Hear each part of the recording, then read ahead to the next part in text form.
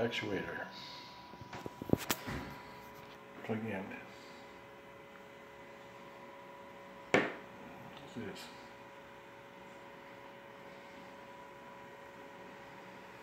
Goes into this port. Right.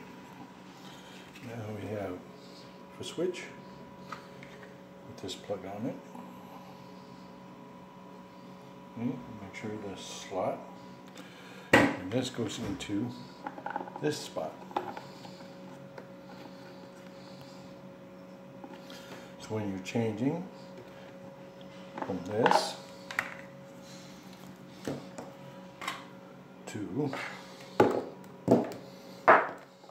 the dual setup, right? You plug this in.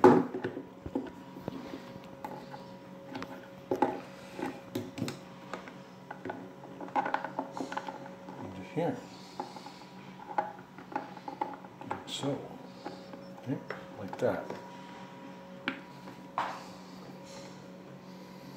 and then you take your foot switch and you plug the one into one of the ports, right, in that hole, and the other one in the other port, and that gives you the dual foot switch configuration.